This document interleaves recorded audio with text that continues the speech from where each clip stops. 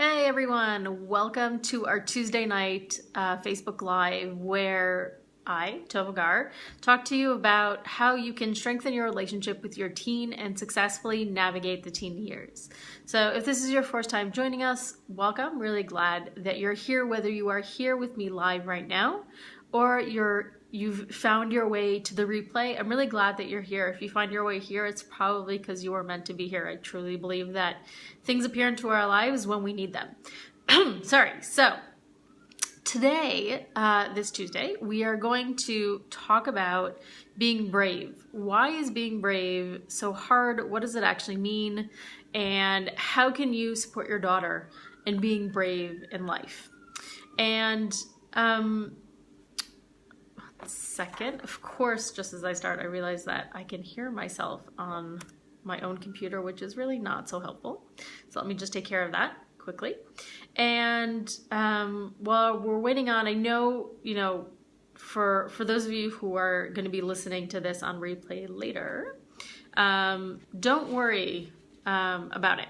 Don't worry about where you are. Always best if you can make time to be with us live, because that just means you can even ask questions and we can interact, and that makes me super happy. So whether you're listening to this live or on a replay, just give me a like or a heart so I know that you're there, because hey, it makes me feel awesome and I appreciate that. So talking about being brave.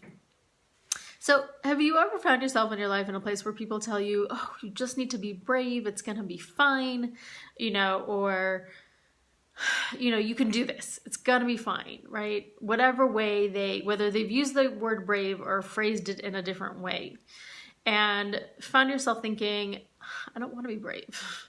I don't want to do this. I can't do this. I'd much rather go crawl in a hole than have to deal with what it is that I'm doing right now.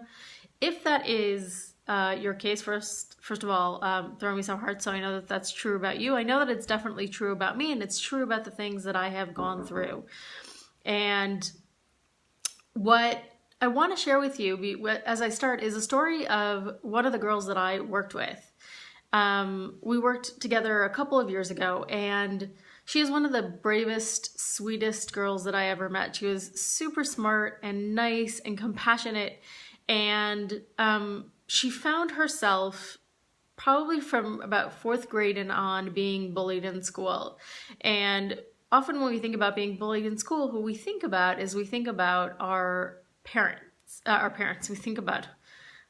Totally think about a conversation I had before this Facebook Live, not our parents, but we think about peers. We think about peers bullying kids. That's our image. But in her case, it wasn't just kids, but it was actually one of her teachers who was bullying her. And the teacher bullying her then perpetuated the fact that other students and peers were bullying her, and this lasted for several years. I only met her about 2 years into this experience. And one of the things that she was constantly being pushed to do is just be brave, and being told that she can do it. And the way she took this on was that I need to survive, right? Which is really what she needed to do. She needed to survive in the school so she could live life. But what that meant to her and the messages that she was getting was just survive through it, whether it was her pediatrician who had actually gone to the same school and experienced something similar, right? 25 years earlier. And so what she learned is to put on armor, is to hunker down, make herself as small as possible to survive. And that was the interpretation before we started working together that she was given to what it means to be brave. And it was heartbreaking for me to see, because she was, first of all, such a sensitive, sweet, caring and kind person. And what she was basically being asked to do in the interpretation of brave that she was being given is to dim her light down, is to make herself less relevant, less important, and take up less space in the world. That was the version of brave that she was given. And, first of all, it was heartbreaking to see. But second of all, it made me think of my own experience when I was a teen and when I was asked to be brave, where often I was actually asked the same kind of thing, right? Don't be so loud, or don't be seen. or, just make sure that you place yourself in the right place and say the right thing so you can survive. And what I want to offer today is a different way of looking at the word brave.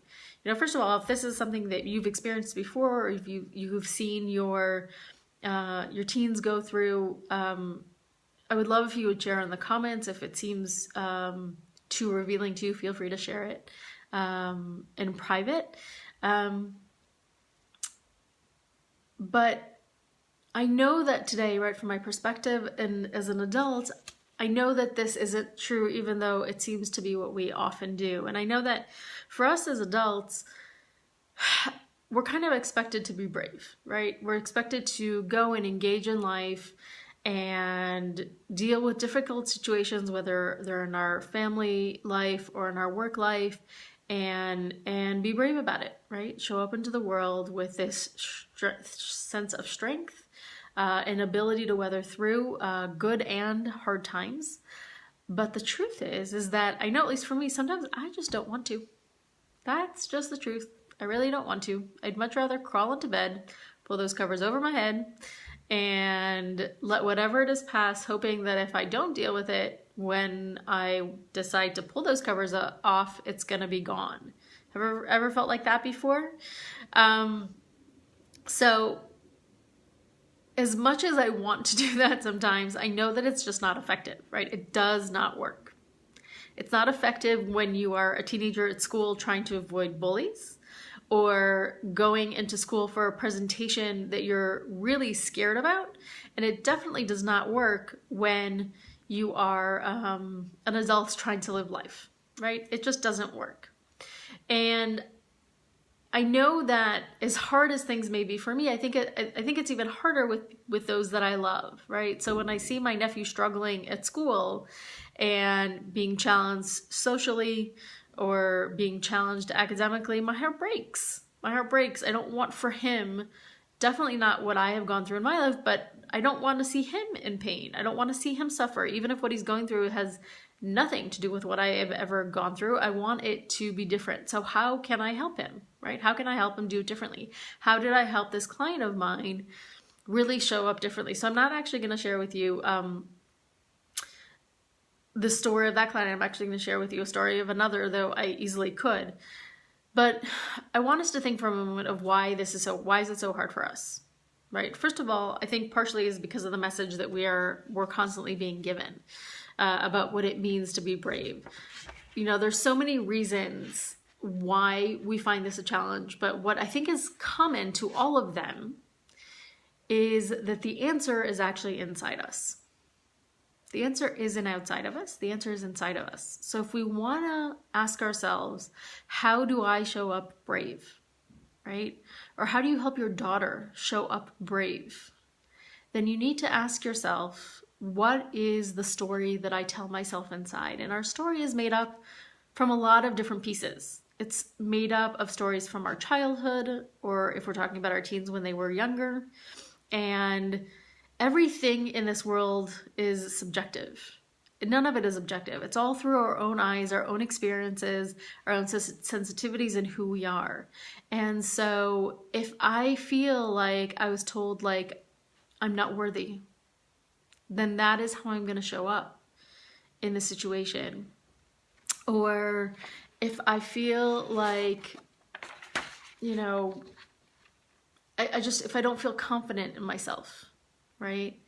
Then I'm gonna feel like I can't put myself out there because I'm just not worthy. I'm not good enough. I don't believe that I'm enough as it is, or maybe I believe other people have more of a right than I do to be happy, be successful, get what they want. They're just better at being friends. And again, it doesn't matter where the belief comes from, whether it's from an experience that made you believe this about yourself, right? Or a sentence your mother said to you when you were 5 that stuck about who you are. It doesn't really matter. What matters, what is that internal narrative? And in order for you to be able to help your daughter, what you want to do is you want to help her figure out what is her internal narrative, right? What is that? Hi, whoever's with us live. What is that internal narrative that she has about who she is and what is true about herself? And you want to approach that conversation with a lot of compassion. Because again, it isn't objective. It doesn't matter if you are looking at her and saying, everything you just said is not true. And I know that because I watch you every day, right? It doesn't matter, because as long as she believes that about herself, or you believe that about yourself, that is how you're going to show up in the world. And so the work that we want to do is actually a lot more internal than dealing with the external. And so I want to share with you the story of a client of mine, or she's actually a previous client of mine, I'm happy to say, who was really challenged by this. She was starting a new school. She had a history of not being very successful socially. She wasn't always very good with cues. She had some ADD, ADHD issues. She really felt the need. She was a big drama queen. She felt the need to be heard and be present, partially because she felt like she wasn't being heard in her life. And so it came out in school as this larger-than-life self that was being, people felt very hard or difficult to deal with. And she wanted to be everybody's friend and needed to be everybody's friend. And so she got a lot of resistance. There was a lot of her insulting unintentionally other people, her being insulted, a lot of drama around it. And the messages that she had been getting in her previous school as well as in this new school was just go out there and be brave, and you can do this, and you're going to be fine. And she didn't really know what to do with all these terms, but she knew she needed to be successful. She knew she wasn't, which just made her feel worse about herself and who she was. And the process that I was able to take her through was to, first of all, dig deep and say, what's true about myself? What do I know? Who am I? What is really true about me? Which is, by the way, not such an easy question for a teen to answer, and it's not such an easy question for us as adults to answer. But we went through this process, we asked these questions, and then we said, well, if this is who I know that I am, how can I help other people see that? And who do I need to connect to? So for her, one of it was letting go of the fact that she needs to be friends with everybody, and actually saying, I'm going to go to school and find those few people who are my right friends, right? The ones who are meant to be my friends. And that can be one other person, and it can be 5, and it could be 20, but it doesn't have to be everybody. Not everybody needs to like me, right? For her, what that also meant was being able to say, you know what? I don't have to figure this out all on my own. What I can do is I can ask for help. That doesn't make me weak. It doesn't mean that I'm failing. It means that I need to realize when I need to use the resources that I have, and I have a lot of resources. She was moving to a school that actually had a tremendous amount of resources for her, and we're ready to help. She just needed to have the courage to ask for them. And so for her, that was really important. And being able to acknowledge that internal dialogue and then ask for the corresponding help was what allowed her to truly be brave and then truly be successful. What I want to share with you is actually this beautiful short poem, and I'm gonna shortly end with that, is that I saw in actually Rachel Simmons, whose work I love, when it comes to her goals that she posted about being brave. So what it says is as follows. You will not be brave by standing alone. You'll be braver by asking for support. You will not be brave by pumping yourself up and telling yourself you are stronger than you think. You'll be brave by telling yourself you are enough as you are right now.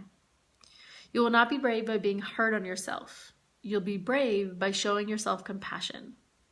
You will not be brave by being tough. You'll be brave when you can be vulnerable and letting your heart speak its most powerful truth.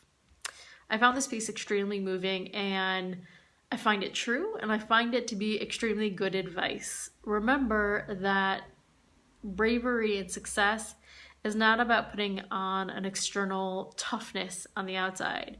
It's actually acknowledging what our heart is saying and what our heart is needing, and helping it find the answer to that, and helping it find and get those needs met, right? And learn that we're not meant to go through life alone, but with the support of everyone. And that when helping your daughter know that when she asks you for support, and you will fully give it to her because she deserves it. It doesn't mean that she's failed. It doesn't mean that she's disappointed you if she hasn't figured it all out on your own, because the truth is that none of us has really figured it all out. So I hope that this was helpful. I hope that you can find ways to translate this into your life with your own teen. If this was helpful for you, please share this with people who you think this would be beneficial to, who could learn from this, whether they are aware of it or not. Thank you for being with me on this wonderful Tuesday, wherever you are around the world. I know there are a couple of people in Australia and New Zealand who will be watching this shortly, and for them it's going to be Wednesday shortly.